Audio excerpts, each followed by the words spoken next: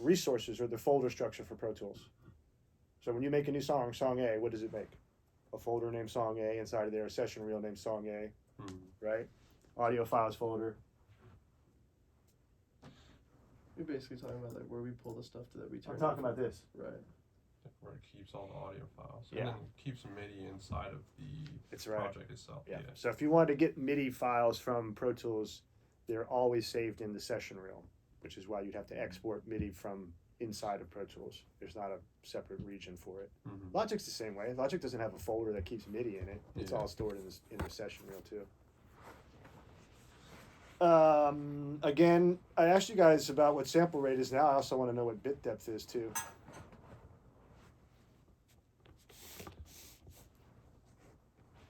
And I showed you guys a bunch of keystroke shortcuts. You guys remember the nudge? So reset, Capri Sun nudge. Show me something. So for me, I always use the plus or minus buttons, which are on the large keyboard. Now the nudge value is defined by whatever's here. By default, yours is probably a beat derivation, which is great if I'm sequencing, right? And I want this to be on a certain beat. But that's not how I use nudge. I use it as minutes and seconds. And I'm going 4 milliseconds at a time.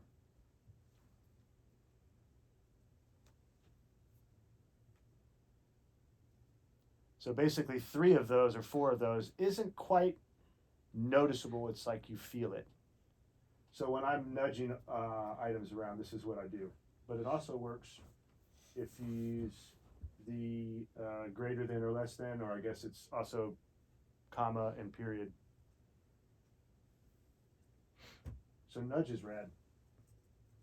And what if I move this a whole bunch and I don't remember where it was originally? Spot? Spot feature. Yeah. Oh, except it doesn't work on this one because I did what? You didn't stop me when I trimmed out the 12 bars, 13 bars of blank space at the front of your track.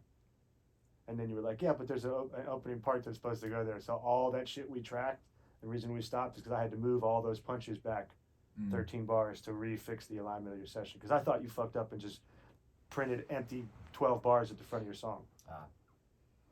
And I was looking at you like, look, I'm doing this. And you were just like, okay. But there's actually, that's part of the song you just cut. Well, I was waiting to tell you. What did I tell you guys? when we were doing it. It's okay. It's not a problem. I mean. Wait, what did he tell you? I said it would have been nice if you'd have told me I was blowing this. I blew a song up before I fucked the timeline up. It's cool. It doesn't matter. And I moved you all over the grid. Well, I'm just not going to save that. That's what we'll do. So that's right. New track in Pro Tools. We talked about that stuff. Shortcuts. Functions and mix windows. 16 tool speakers, preamp, like that. New patch base, shortcuts, bunch of bullshit, same shit. Also want to ask you guys the difference between normal and half normal patch base. Remember the idea that with the arrow that comes down from the top row to the bottom row? So what does that mean? It means the input is automatically wired to the bottom row when they're normal. When they're half normal, they're not. For example, like the patch bay, which we still haven't unplugged. You want to rip that apart for me? All right. You know that the preamps in this studio are not wired normal, because if they were, the outputs would automatically feed the inputs when you didn't have anything plugged in. Feedback. Exactly right. So be able to tell me something about normal patch bays and how they work. Speaking about looped playback, what is the minimum amount of loop playback you can do in Pro Tools?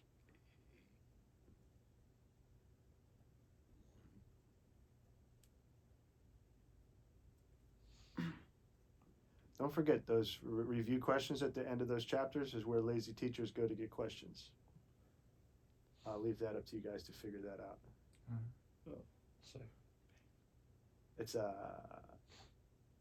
a second nowadays, I think.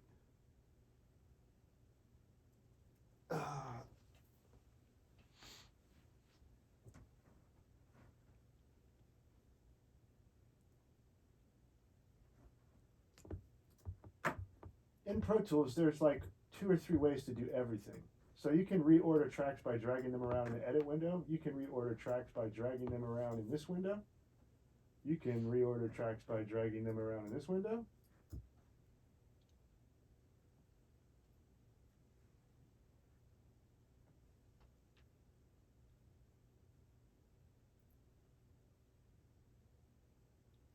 We also talked about MIDI, right? We did MIDI since the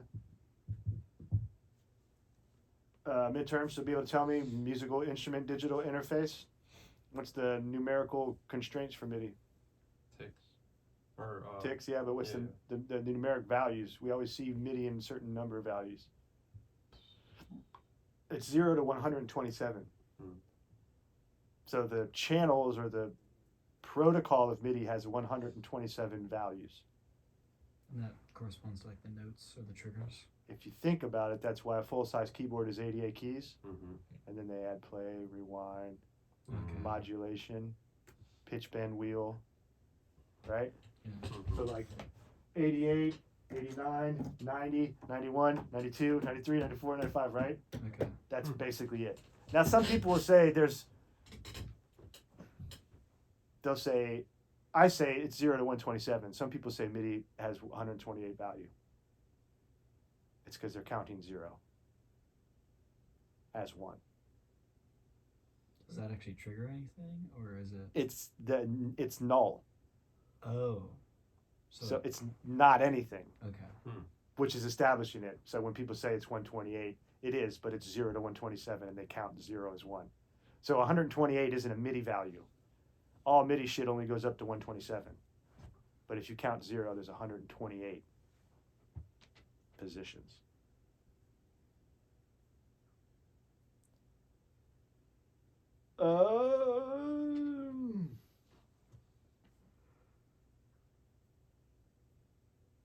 Did we talk about automation modes in here already? No. Kind A little bit. You showed us like the automation on the edit window with like volume and stuff, and then you did one on the master when you're Yeah. doing the stop mix. So there are these types of automations. So automation is the idea that you can record the parameters of DAW over time, and it's a way to layer mix positions that change over time. The modes are read, write, touch, latch, and off. Now if you go to Logic and look at it, it'll just say read, write, touch, latch, and then there's a power button that turns the automation off and on, which is the same thing as Pro Tools, Mm-hmm. saying it's off.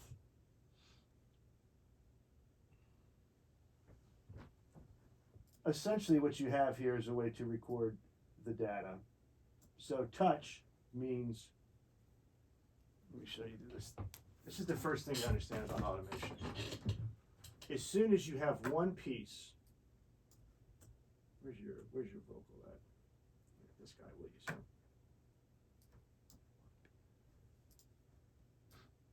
Let's look at volume here, and I'm gonna do some screen shit. Come here. Do this, and then do this, so we can see both. So you can see this line here on my edit window is representative of this fader, right? So if I wanted to add automation, you can see now I've highlighted where the automation starts. My volume will start here, and then halfway through will drop down. The whole thing and everything, he's like 41. Nobody knows. Right? And I can write more automations here by clicking the option, and it turns my hand. I don't know if you guys can see that. Turns into a little plus marker. See it? And option. Turns it into the pencil, or sorry, control. Or, I could do this too. Right, so there's lots of ways to add the automation points. The thing I want to point out is that as soon as you put, so here's none of them, right? There's none in here. Can't look away like a So I can change this volume wherever I want. And when I let it go, it stays where I left it. As soon as you put 1 point in, automation no longer acts like that. Because now it's following the trajectory. So if I try to change this, it slips back every time. It goes back to where it was. It only takes 1 point of automation, and then you can't automatically you can't change the level and it stays there. Which is why we would change our modes. So I'm in read, which is responding to it. So let's say I have all this crazy shit going on. And if I turn it off, it totally ignores it. Right? So it's ignoring all these curves that I put in it. Now it's responding to it.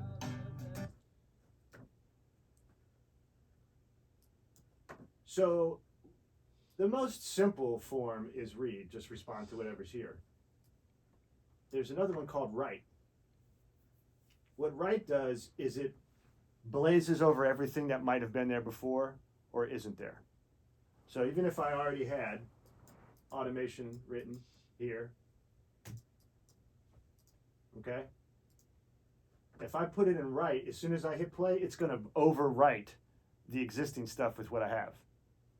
Even if I don't touch the fader or move anything, it's just going to replace what's currently there.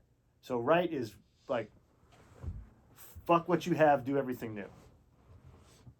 Which is kind of like a clean slate. Touch is the one I use most often. What this does is it reads all the automation data in real time, follows it, but as soon as I grab anything and change it, it starts to overwrite and replace what was there with what I had. And then, most importantly, when I'm done, when I take my finger off the fader, for example, and stop changing the parameters setting, it will return to the previous one, which is different than write. When I come off of it and write, it'll just stay latched in that spot. Wherever I come off the fader, it'll keep it at that level, not go back to what it was. So what that means is, so it's doing its changes. Now, you can see it's writing the red over it. I'll zoom in. Now, when I let it go, it's not going to stay at the bottom. It's going to go back to where the black line is. That's touch. So it means while I'm changing anything in the automation, overwrite it. As soon as I'm done, go back to what existed before. This is the most useful version of automation, in my opinion. Another version is this latch. Touch and latch is a little hybrid. You guys don't have to totally intrinsically understand all this stuff right now, but you will have to master it at some point. So latch, the big difference here is that when I make the changes, when I let go of the fader, it does not go back to the black line. It stays wherever I stop touching the fader. So it's overriding just like before, right? But now, when I take my hand off the fader, it's not going to return to the black line. It's going to stay where it is. And it's going to continue to write this position for as long as I'm in play mode. Make sense? See what it did? As soon as I hit stop, then it went back to where it was. But while I was playing, it was continuing to stay in the last location that I had automated at. The reason, ooh, I'm hungry, my stomach is like, yo. The reason this is rad is because when I started mixing shit, I know this is like, well, back in my day, we had dinosaurs, but the first records I did were analog reel-to-reel, which means there was really minimal, if any, automation, which means you had to do all this stuff. Every time you wanted to make a mix, there was 3 or 4 people standing over an 8-foot console with tape and grease markers and pencils and stickers all over the place for spots I'm supposed to hit to get back to this chorus. This verse has to be here, then it has to go back here. So it was like Twister, right? It'd be like me and 3 of my dudes playing Twister over a soundboard in order to make all these changes in real time. Which means when you wanted to go back and change something, you had to do all that shit again. Set up the whole studio, put everything together, find all the spots. And what they would do, there was no recall, which means it just comes back where you started. we would sit there, you had to take a Polaroid and take pictures of the settings of the boards. So when you came back in, you pulled the pictures up and you matched it. That's how you got the mix back. So a recall for a mix, when I started, would take potentially an entire day just to get everything up where it was. And it takes us now 30 seconds to open Pro Tools and be exactly where we were yesterday and work in what we call an iterative process. So iterations. So you can build a better mix as opposed to you used to have to sit there and get a good mix that day, which was incredibly hard, which is why the art of mixing became an entirely different thing. And you hear people, mad about it these days. It was cool. There was something to be said about standing there with the people that made the music and having to contort each other's arms and shit to like make the mix happen again and record it. It's crazy. I ain't doing it. That's a job in itself. Now we're probably gonna have to like adapt to something like that in the future too. Still doing music. Come up with something that just, Yeah, so you guys don't have to do that anymore. And even if you do work on analog tape machines, most consoles that you work on will have automation built into them, which is what the SSL and Neve consoles were most famous for back in the day, because they would record the automation and recall all the settings for EQs, compression, sends, all that shit we take for granted now.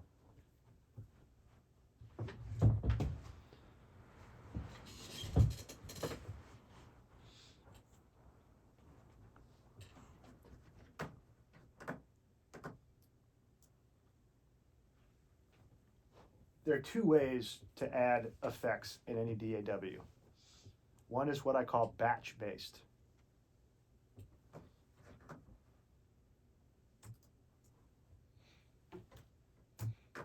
Or some people call it file based.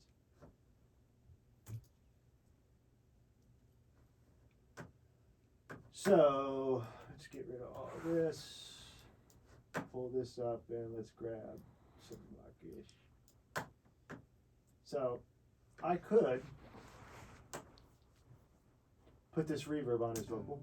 Some things you see might change your life. Right? And I can change this in real time. I could automate these parameters too. Right? I automated volume before, but you can automate a lot more than volume. You can automate sends, EQ, and any aspect of any plugins parameter too.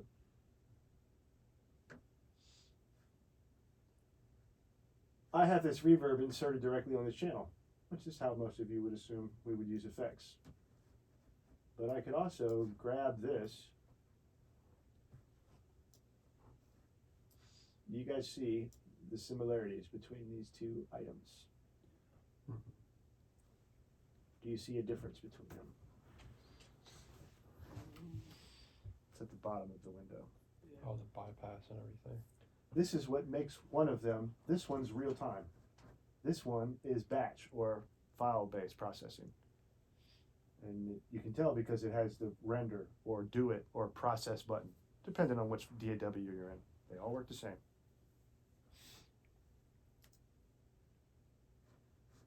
I'm going to bypass this now. First time you saw your favorite movie. First. I'll undo it and redo it. So you see what it did? Lead vocal 2 deverb. It made an entirely new file out of that region of selection and named it with the process that I put on it, which is now over here. Lead vocal deverb. That's different than this guy. This was the actual track that it was. See? Now the cool thing, the reason I call this batch is because I could put reverb on all of these. How useful would that move be? Probably not very. There are some times I might use that. So the distinction I'm making here is one is adding them in real time. There's two ways to add effects. One is real time, which is putting an insert on the track, and the other is to use batch. which means process. Makes a file. Does a thing, right? The other thing to really recognize here, I'm not going to beat you up about it now, but I want you to notice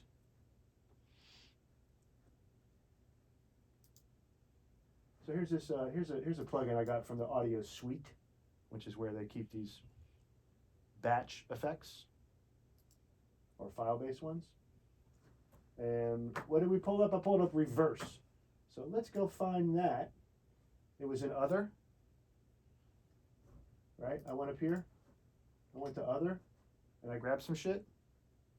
Which one did I grab? Reverse. Here it is. Let's go to the plugin. Guess what? It's not there. There are many plugins that are like this. There are some that you can't use in real time. They have to look, the computer has to go meh and figure out what it's looking at. You could imagine. Change your life, change your life, change your life, change your life. First time you saw your favorite movie. First time. Oh, dude. Insertion follows playback. You know, constantly switching preferences in my Pro Tools sessions, so things are always acting weird because I'm always showing stuff off and I don't put it back. First time you saw your favorite movie. First. Well, guess what? It can't do in real time. Now this makes sense if you think about it. How is the computer going to, in real time, reverse some shit? There are a number of plugins that require the computer to have processing time to do it, which means it can't apply them in real time. Many of them are duplicated. So every one that you can do in real time will show up in the Audio Suite, but not vice versa.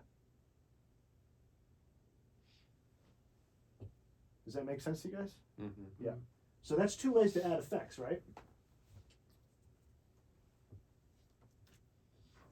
So one is real time, and the other one is file or batch based. Of the real time, there's two ways to do that too. One is to insert them directly on the channel, which is what I have for this reverb here, right? And the other one is to master fader here, which I've already asked you guys this question in the past quiz. Hey, how you doing? Hi. Are you guys in the middle of something? Yeah, we're 9 minutes from finishing class. Oh, sorry. That's okay.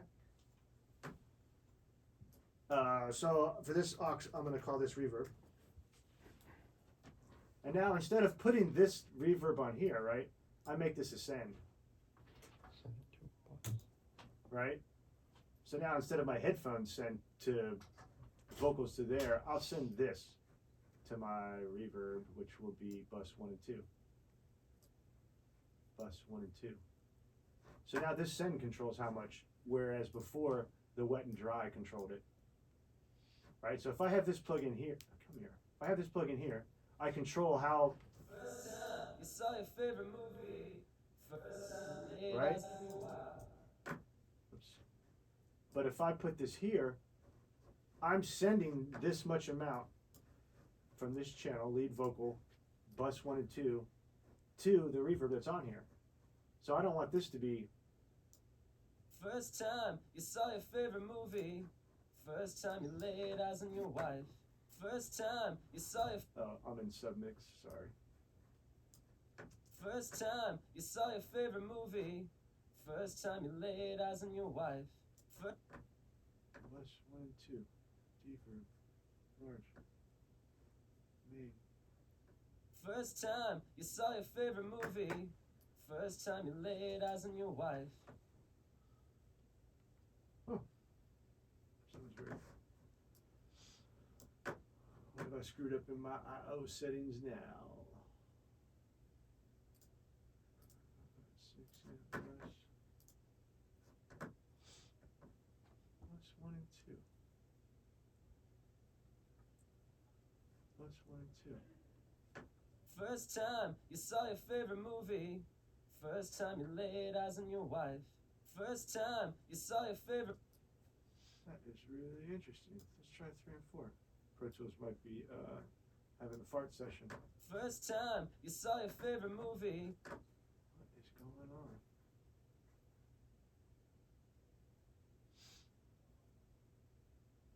Switch that back to air reverb and just see. Again, I'm always trying to use the ones that come with Pro Tools for you guys. First time you saw your favorite movie. First time you laid eyes on your wife. First time you saw your favorite movie. Huh. First time you laid eyes on your. Pro Tools is having an issue. Doesn't make any sense at all.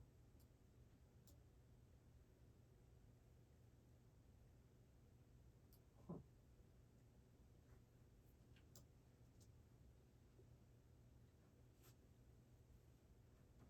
Yeah, something's weird because it's not even playing through. Oh. Dude.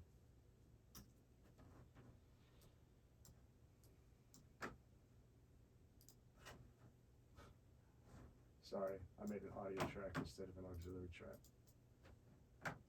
It took me that long to figure it out. Make this bus 1 and 2, make this bus 1 and 2, make this output main stereo. There we go. First time you saw your favorite movie. First time you laid eyes on your wife. First time you saw your favorite movie. First time you laid eyes on your wife. First time you saw your favorite movie. First time you laid eyes on your wife. First time you saw your favorite. So in this setup, when the effect is on an auxiliary send, we keep it 100% wet because the sends from the individual channels control what the mix balance is. And there's already a dry signal from the lead vocal showing up in the master. Does this make sense? First time you saw your favorite movie. So I could put this insert right on here.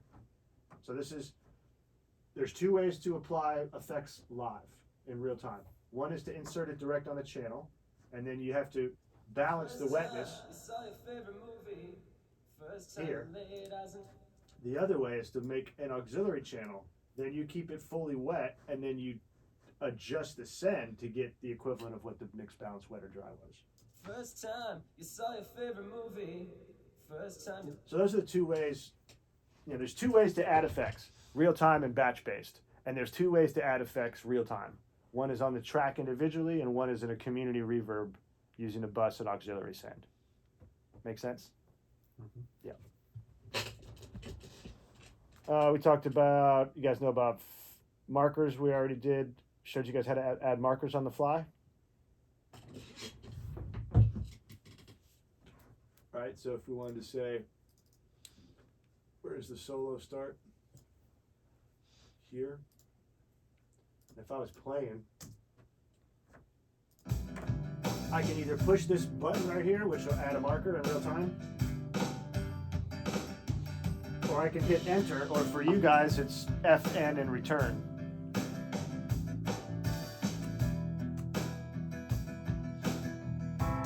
Right? So while it's playing, if I push enter, it just drops it right there. But he was doing okay. When he was done, I think he threw the. Or I could just put the cursor where I want and add one here. Or while it's playing, add one. Lion punch. So markers are super important.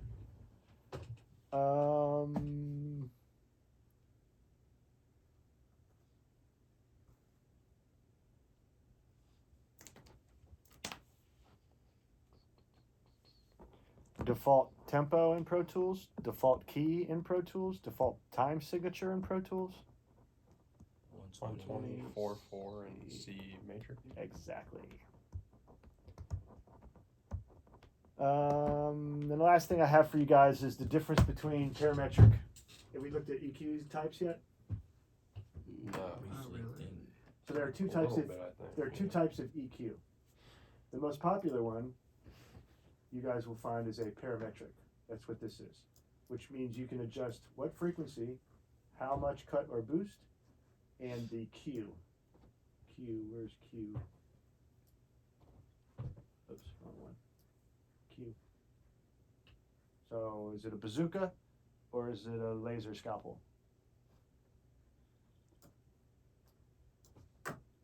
Graphic, let's see if we have one in here. Graphic EQs have fixed bands. You can't change the frequency. You're going to see them as 63, 120, 250. Now some of these, this is from a stop box guitar pedal, so this isn't really probably the best example. Let's find another one. Lin Q, broadband. What else we got? Do we have? What is this one? Full textile.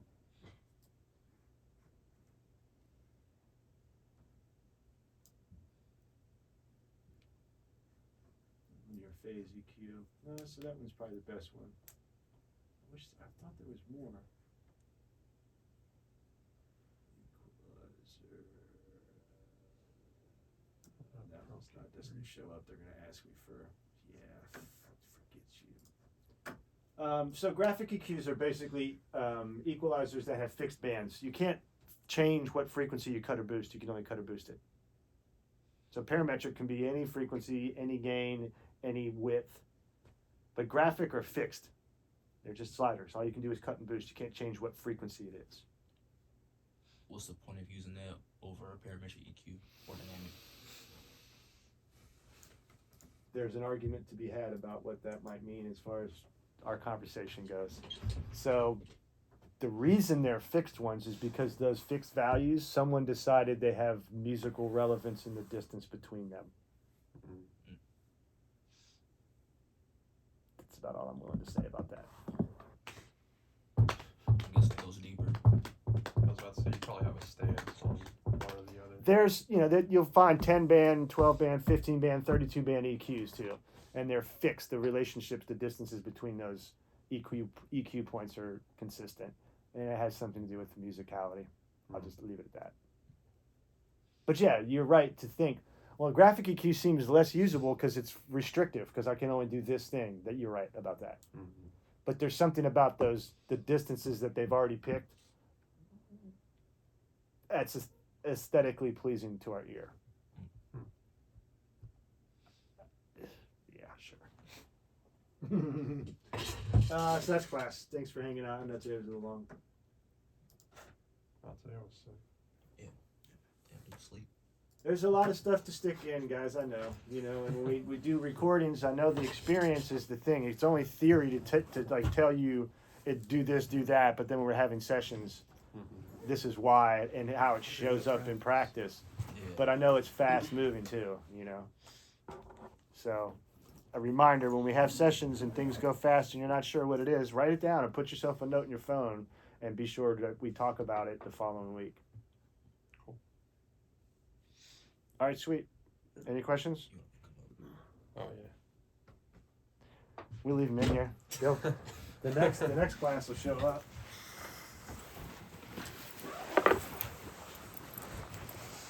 Somebody's water bottle? Yeah, it's mine.